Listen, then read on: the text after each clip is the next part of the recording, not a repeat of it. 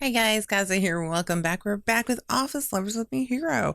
So let's see how this best ending goes and see what makes it better than the good ending. The usual place. Where is the usual place? I don't even know. The office. A few days later, we all met together for our final project meeting. Thanks to everyone's help, the project was a huge success. He announced the initial sales results to everyone and gave us his thanks. Our project was initially planned to be only a seasonal item. However, sales were so good that it would be lining the shelves for some time. With everyone involved with the project gathered here, I would like to announce the successful end of the project. The sense of finality in his words made me feel a little sad. Leaving the project meant we would be going back to our old positions. It also meant not being in the same office as Mihiro anymore. I wasn't looking forward to any of it. Unfortunately, Kentaro is unable to spend any more time with us as he will be leaving. But as for the rest of you, it'll be my pleasure to invite you back as a team for the next season. Did I just hear that right? Mihira and I turned towards each other in shock. Mr. Tori walked towards us while he spoke. I'm hoping that your next project as a team will be successful as the last. I'll be counting on you two again. He patted our shoulders. Yes, sir. Sure. I totally messed that up. Oh well. They're both happy. Yeah. This means I'll be able to work with Mihiro for even longer. I can feel a smile breaking out across my face at the thought of it. Wait, this is bad. I can't get too excited and blow the cover of our relationship. I glanced over at Mihiro. His face was beaming with a smile. Looks like I need to remind him about keeping it a secret. Like many times before, we were the last ones in the meeting room and thinking of new ideas. We should put out a survey in this area to get some feedback. I'll make some rough designs as soon as possible. Great. Work's almost over. He's looking at the clock in the meeting room. I'd like to leave and get something to eat together, but his face creased into a frown. It wasn't that uncommon for coworkers to do such a thing. But Mr. Tori told us we have to be careful. No one can find out about us. You're right. I'd like to be able to do whatever I want, though. I think he's really sticking his neck out for you. If someone found out you were related to him, and on top of that, you're dating someone working on the same big project, yeah, they might think he's unfair, doing all sorts of favors for me. I might be overthinking it, but it would be bad if that's how it played out. I know. That's why it's probably better if we play it safe for now. I don't know if Mr. Tori even thought about it that far. But if he did, that's annoying. I don't want anyone to be that worried about me. It makes me feel like I'm irresponsible and can't take care of myself. I still have to work to do in that respect too. Maybe. But anyway, I want to spend as much time with you as possible. We can leave work at different times and meet up somewhere. Wouldn't that work? Yeah. Where would we meet though? Somewhere easy to find would be nice. I know. How about the Christmas Plaza? The Christmas Plaza? Oh, yeah, that. It was the place where Mihiro waited for me that one time. I went there, but couldn't talk to him and left him there waiting for me. You would come this time, right? He stared into my eyes to make me say yes out of guilt. I don't know. It was embarrassing, so I looked away from him. You will. I know you will. You sound confident. I trust you. When he said it like that, there was no way I could skip out on him again, even if I wanted to. So that's the plan. I'll be going then. He flashed a smirk at me before leaving the meeting room. Not long after, I went back to my desk and got ready to leave. It was just about to head out when... Hello, are you about to leave? Mr. Tori had shown up. Yes, I was. Was Mihiro already left? I think so. He was gone when I came back. I see. He put his hand on my shoulder. You two aren't going home together? He spoke in a quiet voice so no one else would hear. Not hear. I had to do my best to act normally. What do you mean? I feigned ignorance, putting a smile on Mr. Tori's face. Never mind. Looks like I don't have to worry about you two. He's in your hands now. Take care of him for me. He slapped me lightly on the shoulder and left me standing there alone. I wonder what that was all about. Did he come just to test me to see if I could keep our relationship a secret? Shoot, I have to hurry. I'm already late. Mihiro's probably already there and waiting for me. I already made him wait enough that one time, so I wanted to arrive on time. I rushed towards the Christmas plaza as fast as my feet could take me. It was close to Christmas, so there were tons of people here, as one would expect. Where was he? Sakiko! Hearing a voice behind me, I turned around. Mihiro was standing there with a big smile across his face. I knew you'd come for me. He proudly asserted like that was a fact. I never said I wasn't coming. I know. I'm just happy I was right. It felt like he could read me like a book. It was frustrating at times, to be honest. More importantly, did anyone suspect something? He leaned close to me and whispered in my ear. Mr. Tori had figured it out for sure. That much was certain. Oh no. Well, who was it? He was reading my mind and asked worriedly. It's nothing. It's just when I was leaving, Mr. Tori had a word with me. He asked why we weren't going home together. So, what did you say? I told him I didn't know what he was talking about, and he smiled. That guy, he's a little too close to you. Watch out for him. That's a bold thing to say. You think? Yeah. Well, you're my girl. Even if he is the CEO, I don't want him touching you. He was sulking like someone who was about to take away one of his prized possessions. You're just jealous. So what? I'm a greedy guy. Don't go meeting up with any other guy all by yourself. Got it? All right, I'll be careful. And you don't go getting along with other girls then. Are you jealous too? Not as much as you. Well, then I'll go and talk to the girls while you're watching me. Jerk. I'm kidding. I have no interest in girls other than you. That's better. So, other than Mr. Otori, no one spoke to you about it? Nope. No one suspects anything. Oh, I'm sorry for being late. Don't worry about it. At least you came this time. Sorry, I actually came, but I couldn't get myself to go near you, so I ran away. Because of the marriage meeting thing? Yeah. Well, that's not your fault then, but this time I won't let you run away. He grabbed onto my hand firmly and we started walking hand in hand. It's almost Christmas, you know. He stared at the Christmas tree that was set up in the plaza. Yep. This tree really stands out. It makes the perfect meeting spot. And it's close to the train station, too. Want to meet here again tomorrow?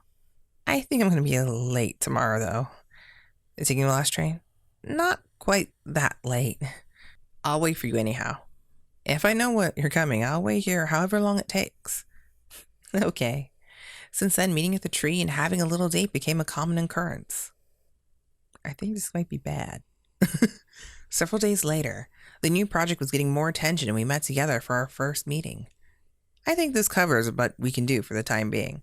You're responsible for developing new ideas within the framework I just explained. That's all. Let's get to work. Yes, sir. After the meeting, I headed back to the office. I finished a rough draft of a design. Can you take a look at it for me later? Mihiro suddenly passed me some papers. Sure. Thanks. See you tomorrow. Bye. Mihiro went home straight after the meeting. His bag isn't here either. I guess he really did go home. Usually met up after this and went out to get a bite to eat. He didn't leave me a message or send me any mail either. I wonder if he had things to do. I was thinking such things to myself when I looked at the papers he handed me. It read, same time, same place. There in the corner was a little note from Mihiro. Jeez. It would have been easier for him to send me a mail. I pulled out a razor from my desk drawer and erased the evidence for our secret rendezvous. All around town, Christmas songs played through the air from the many stores. The streets I usually took was overflowing with people. The market was busy too, and apparently the lights are off at night now for some weird reason. Mommy, will Santa come to our house tonight? It only comes if you've been a good girl. I overheard a conversation between a mother and daughter. Santa, huh? Tomorrow was Christmas after all. That explains why there were so many people out tonight. The Christmas plaza would be packed with people for sure. I hope I can find Mihiro in this mess. Despite there being so many people, I found Mihiro surprisingly fast. He was looking at his phone, probably reading a message or something. It didn't seem like he knew that I had arrived yet. Not long ago, he played a prank on me. Maybe it was my time to get back at him. I tried sneaking around from behind so that he wouldn't notice me coming. Slowly. He hadn't noticed me yet. Besides, doing something like this was rare for me. He would never see it coming. Maybe his playful spirit was rubbing off on me. Perhaps the saying that people became similar the longer we were together was true. I was right up to him and took a deep breath to shout out his name. Sakiko! My hero suddenly spun around and grabbed my arm and pulled me towards him, his arm wrapped around me. You knew? I saw it coming a mile away. I thought you were up to something, so I played along. Are you playing spy now? He chuckled at me. Maybe? Well, I won. He pulled me in close for a kiss. It's just so cute. Look at it. Oh! He gave me a huge kiss on the cheek. Huh? Mihira pulled away from me slightly. What? Your perfume's different. How did you know? I can tell, silly. It's the one we worked on together.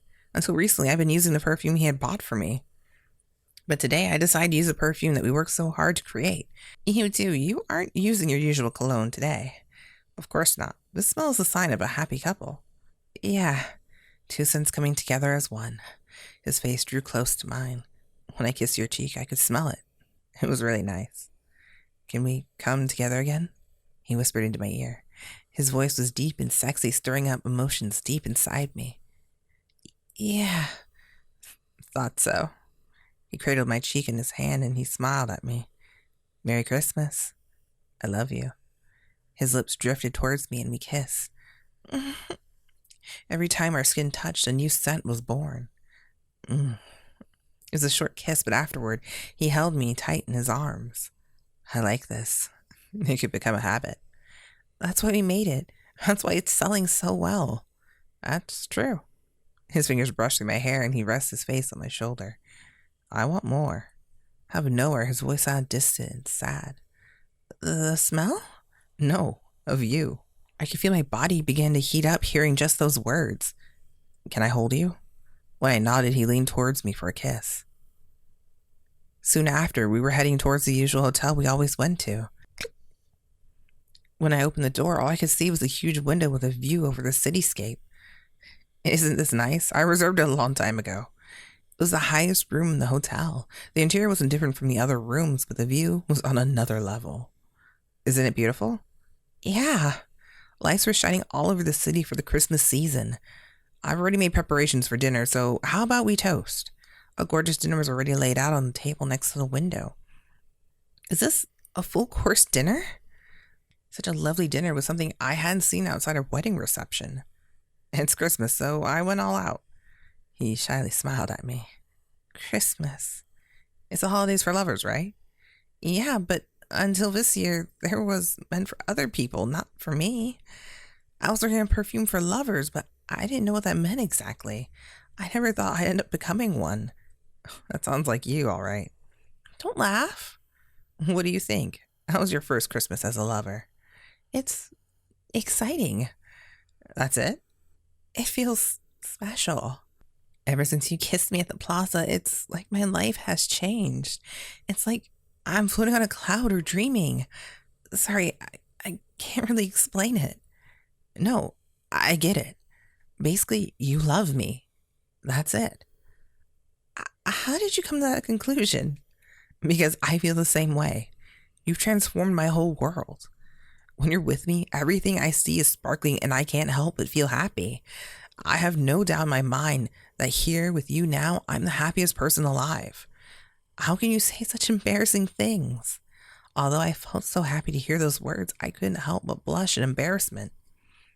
After raising our glasses to toast, we enjoyed a luxurious meal next to the window. It's Christmas, so here. He held out a small box towards me. A box of this size could only mean one thing. Is this what I think it is?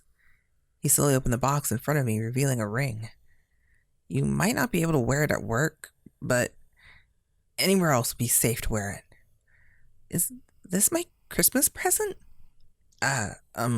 Yeah. Maybe it's a little too early to be giving you this, though. Early?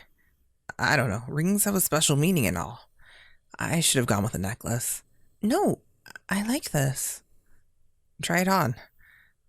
Okay. I slid my new ring onto my ring finger. It fits perfectly. How does it look? It looks great on you. Thanks. Sorry, I didn't bring a present for you. All my time had been spent worrying about our sales for a holiday season, but Mihir even found time to get something for me. This is terrible. I have no excuse. My present is right here. He poked my lips with his finger. But I've kissed you plenty. This is different. I want a kiss and a promise. Promise? But your heart and future belong with me. A heart and future? I'm asking you to marry me. What? Don't be so surprised. But it came out of nowhere. No, it hasn't. I thought about it ever since you returned my feelings. But my head was spinning with confusion. To be honest, I was going to propose when I gave you the ring. But you weren't paying attention, so I put it off until now. Like, after you knew how I felt about you.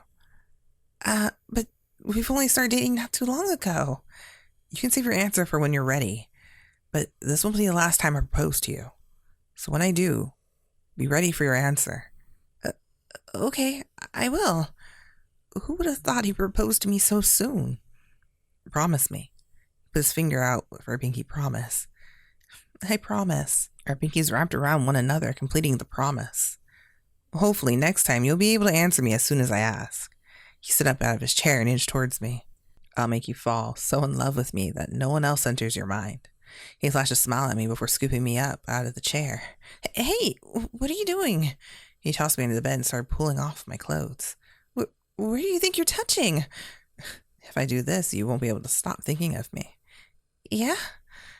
You can save your answer to my proposal for later, but tonight, I don't want you to think anything but me. You're already the only guy I have my eyes on. Well, you need to become more and more in love with me. I love you. Whispered in my ear and landed a kiss on my lips. Oh, yay. All right, that wraps up the best ending. I'll see you guys in the extras. We'll have the sequel, Daystar in the gallery. And I'll see you then. Let me know which one you guys found to be like the best ending and which one you enjoyed more. I'd love to hear it. And I'll see you guys later. Bye. Kaze out.